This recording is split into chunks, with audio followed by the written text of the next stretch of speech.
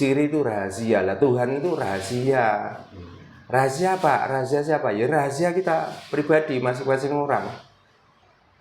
Jadi setiap manusia itu mempunyai rahasia sendiri cara untuk menyembah Tuhan itu.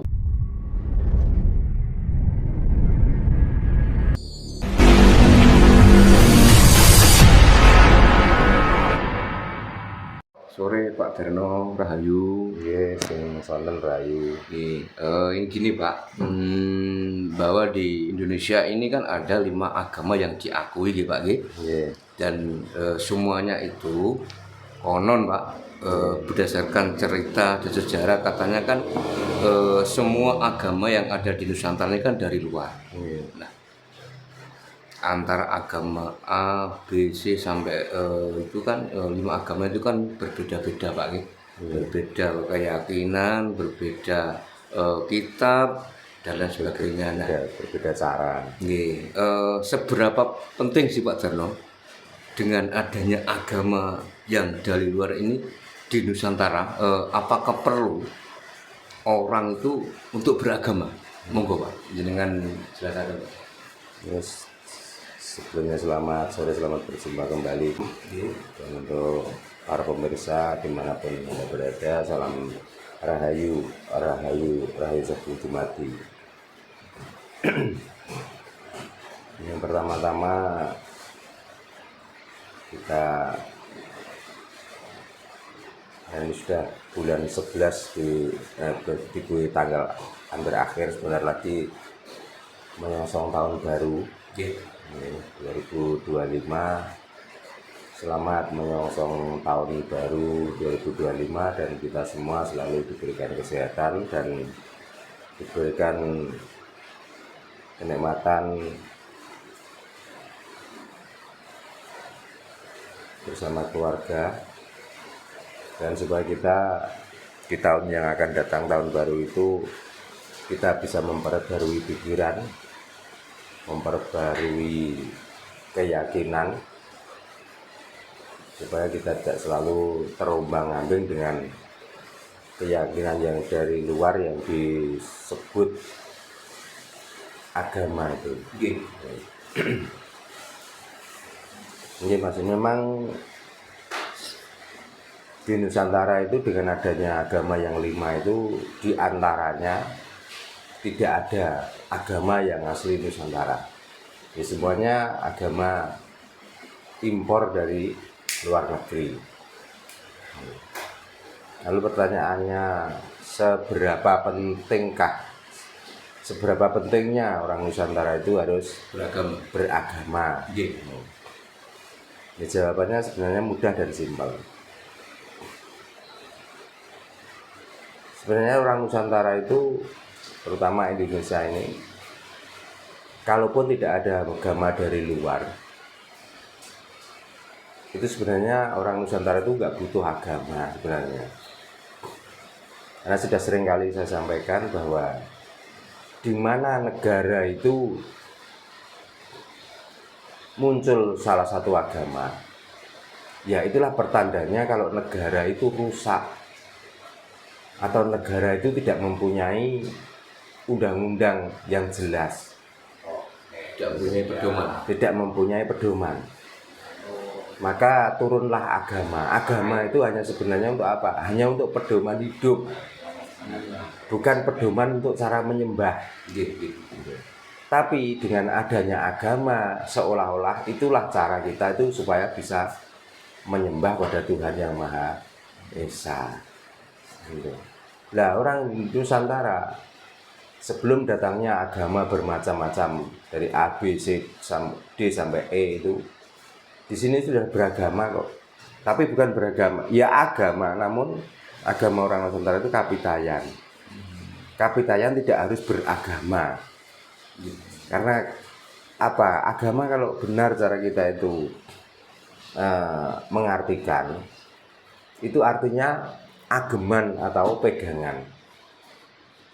Tapi agama menurut versi dari luar, agama itu adalah metode cara untuk menyembah pada Tuhan yang Maha Esa.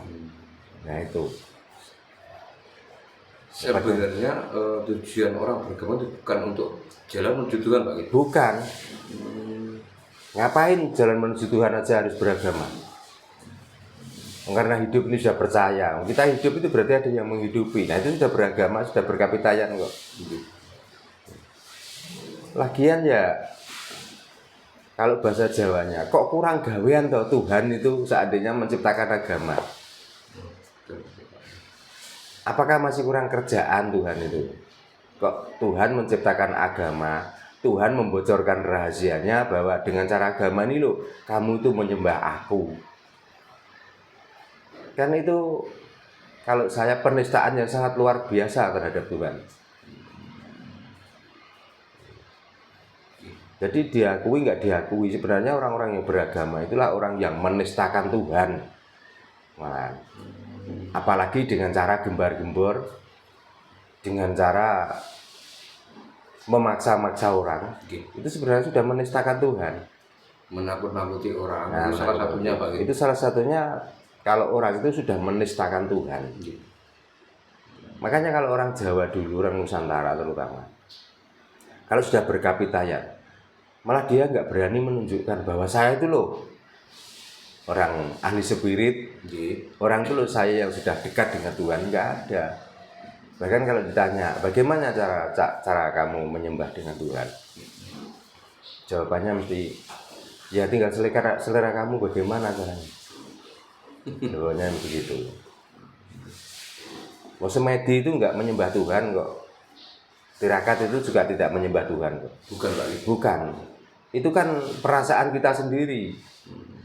Karena kita itu saking tidak percayanya, saking tidak bisa merasakan keberadaan Tuhan itu, sehingga melalui semedi, melalui tirakat dan lain sebagainya. Terus, kalau kita itu waras, bicara dan berdiam diri ini sudah menyembah Tuhan kok. Gitu loh. Apalagi cara menyembah Tuhan dengan memanggil-manggil namanya, lalu membuat bising lingkungan, itu sebenarnya tidak menyembah itu. Itu orang pameran menyembah Tuhan, gitu. Menunjukkan. Karena yang namanya siri itu rahasia lah. Tuhan itu rahasia. Rahasia apa? Rahasia siapa? Ya rahasia kita pribadi masing-masing orang.